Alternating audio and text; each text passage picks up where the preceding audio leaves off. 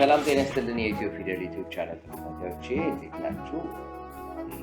ወደ እናንተ ይዤላችሁ የመጣሁት ዝግጅት የሚያተኩረው በኦንታሪዮ የስቱደንት አሲስታንት ፕሮግራም ወይም ኦሳፕ በተሰኘው ፕሮግራም ዙሪያ ይሆናል። ይህ ኦሳፕ ፕሮግራም በኦንታሪዮ ካናዳ ለሚገኙ ተማሪዎች በተለይም የተለያዩ ኮሌጆች ዩኒቨርሲቲዎች ውስጥ ለመግባት ለሚያመለክቱ የሚሰጥ የገንዘብ እርዳታ ነው። መንግስት የሚሰጠው የገንዘብ እርዳታ ነው። ሰሞኑን ከፍተኛ ለውጥ ተደርጓል። በዚህ የገንዘብ እርዳታ ላይ ኦሳፕ ላይ ምን ለውጥ አለ? አንዳንድ ዜናዎችን ከተመለከቱ በኋላ እንግዲህ የዩቲዩብ ቻናል ተከታታዮቼ የላኩልኝ መልእክት ነበር። አጠር ያለ መረጃ ስለሱ ማቅረብ እንችላለን።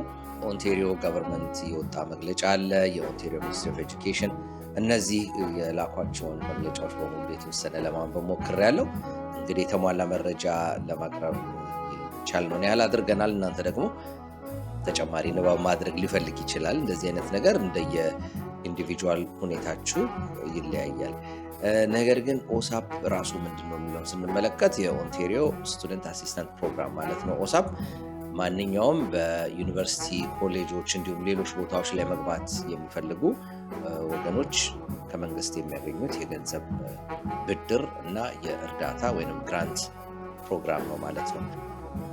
አሁን ምንድን ነው እዚህ ፕሮግራም ላይ የተደረገው ለውጥ? ከዚህ ቀደም ማንኛውም ኦሳፕ የሚያመለክት ሰው የሚያገኘው የብድር መጠን ወደ ከፍተኛ ነበረ፣ እንዲሁም የግራንት መጠኑ በጣም ከፍተኛ ነበር። አሁን በተደረገው አዲስ ለውጥ ግን ከሚሰጠው ገንዘብ ውስጥ የግራንቱ መጠን 25% ብቻ ነው። ግራንት ማለት ሰርታችሁ ወደፊት የማትከፍሉት እንደ ስጦታ የሚሰጣችሁ ማለት ነው።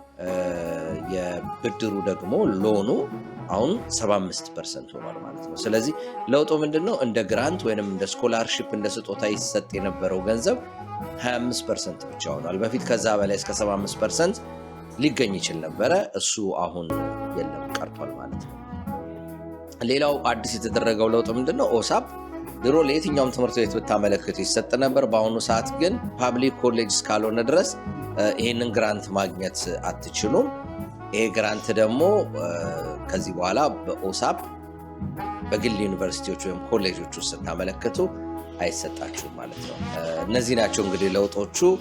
በተለይ ይሄ ለውጥ ማንን ይጎዳል የሚለውን የተወሰነ ነገር ለማየት ስሞክር በዝቅተኛ የማህበረሰብ ደረጃ ያሉ እንደኛ ኒው ካመር ኮሚኒቲዝ፣ በተለይ ደግሞ PSW፣ ትራክ ድራይቪንግ፣ ሌሎች ትምህርቶችን ለመማር ለሚፈልጉ እነዚህ የግራንት በጣም ጠቃሚ ነበር። ነገር ግን እንግዲህ የግራንቱ መጠን በጣም ይቀንሳል። 25% ብቻ ነው የሚሆነው ማለት ነው። እንዲሁም በግል ኮሌጆች ውስጥ አሁን የጠቀስኳቸውን ትምህርቶች መማር ለሚፈልጉ ስፔሻሊ ትራክ ድራይቪንግ፣ PSW፣ IT አጫጭር የአይቲ ኮርሶችን የሚወስዱ የማህበረሰብ አባላታችን ነበሩ። ነገር ግን አሁን የግል ኮሌጆች ውስጥ ከሆኑ ምንም አይነት ግራንት አይሰጥም፣ ብድር ብቻ። ኦሳፑን እንደ ብድር ግን መውሰድ ይችላሉ ማለት ነው።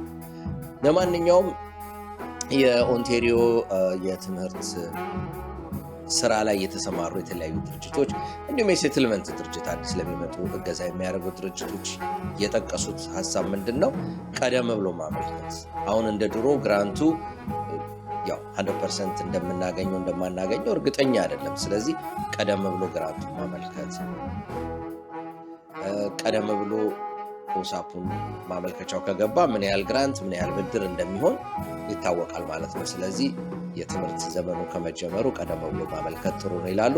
ከዚህ ውጭ እንግዲህ ኦሳፕ አንዱ ነው፣ ብድርም ሆነ ግራንት ለማግኘት አንዱ መንገድ ብቻ ነው። በተለይ በጥቁር ኮሚኒቲ ውስጥ ለሚገኘው የብላክ ኮሚኒቲ ስኮላርሺፕስ ብላችሁ ሰርች ብታደርጉ በጣም በርካታ ስኮላርሺፖች አሉ። የተለያየ ለሃይስኩል፣ ከሃይስኩል ወደ ዩኒቨርሲቲ ለሚገቡ፣ ዩኒቨርሲቲ ውስጥ ትምህርት እየተከታተሉ ለሚገኙ የሚሰጡ በርሰሪዎች፣ ግራንቶች አሉ።